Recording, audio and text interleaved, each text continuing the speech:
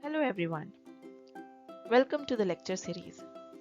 An overview of sexual reproduction in living organisms has already been provided in the previous video. This lesson is focused on events in sexual reproduction. If we look into the anatomical diversity of living organisms from lowest prokaryote to highest eukaryote, we'll find that the reproductive structures are quite different in them. Yet they share a remarkable similarity in all reproductive processes. In almost all the organisms across the wide range of taxa, these processes are slow, complex, elaborate, and follows a proper sequence. The entire sexual reproduction can be divided into three distinct stages. Pre-fertilization involves formation and transfer of gamete, fertilization is fusion of gametes, and post-fertilization is zygote formation and its development. All the processes that takes place before the fusion of gametes, they are termed as pre-fertilization events. There are two important processes. First one is formation of gametes through a process known as gametogenesis. And second is the process of bringing both male and female gametes together in order to facilitate its fusion.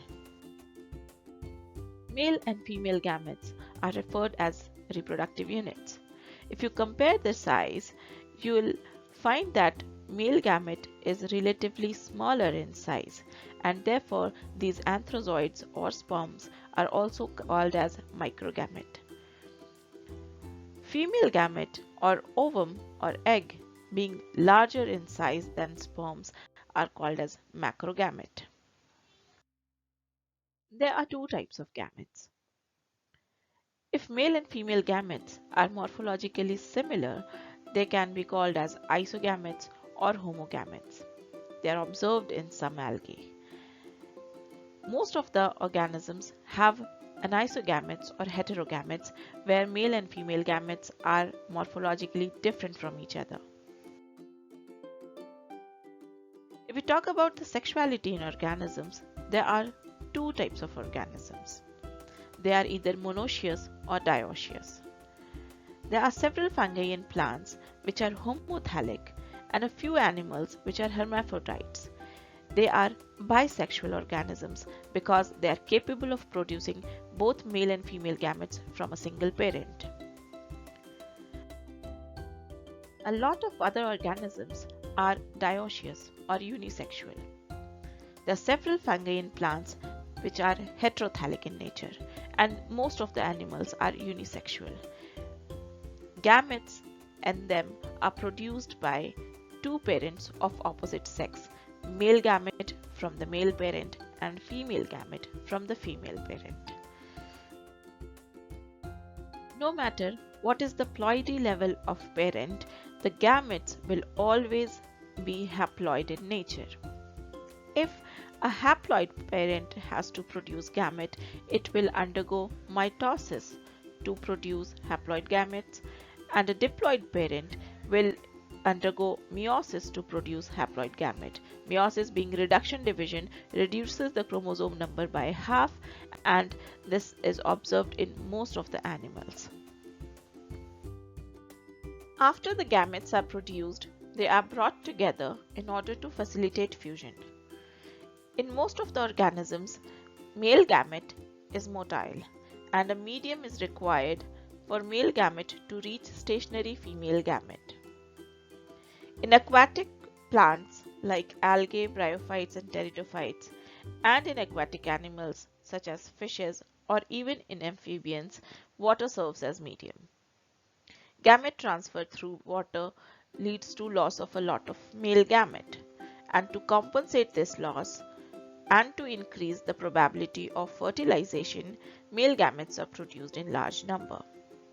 In terrestrial plants and animals, the process is little different. In seed plants, both the gametes are non-motile. so transfer of male gamete will require formation of a pollen tube. In monoecious plant, where stigma and anther lie in close proximity, transfer of pollen to the stigma is easier. However, in dioecious plants or the cross-pollinating plants, pollination is required for transfer of male gamete to the stigma. In dioecious animals, copulation is required for gamete transfer. When gametes are close enough to each other, syngamy occurs and results into zygote formation. Zygote is diploid in nature. Fertilization can be external or internal depending upon the site where fertilization is taking place. When fusion of gametes take place outside the body, it is known as external fertilization. In most aquatic organisms, water serves as medium for syngamy of gametes. There should be synchrony between sexes so that both the sexes are producing gametes at the same time. Large number of gametes are produced to increase the chance of fertilization, and because the resulting offsprings are less protected and more vulnerable to the predators, large number of offsprings are also produced. In internal fertilization, syngamy takes place inside the body. Large number of male gametes are produced, but female gametes are less in number. There is reduction in the number of female gamete. Offsprings produced are protected and it can be observed in most terrestrial organisms. In seed plants, because both male and female gametes are immobile, formation of pollen tube is required for the transfer of male gamete to the stigma. Another thing is parthenogenesis, which is development of gamete without fertilization. Gametes develop into adult organisms without getting fused with gamete of another kind. This is observed in rotifers, honeybees, and some lizards and birds. Parthenogenesis can be induced artificially or it can be natural parthenogenesis. The last stage of sexual reproduction begins after the formation of zygote. It is known as post-fertilization events. Zygote may be formed in external medium or inside the organism's body depending upon the type of fertilization. Its further development depends upon the life cycle of organism. Like there are organisms that follow haplontic, diplontic or haplodiplontic life cycle, so accordingly they are going to develop. Zygote development also depends upon the surrounding environment. Like if conditions are unfavorable, the zygote will form thick protective covering over itself and will germinate only when favorable conditions return. Next is embryogenesis, which is development of embryo from zygote that involves cell division to increase number of cells and cell differentiation to form specialized tissues and organs.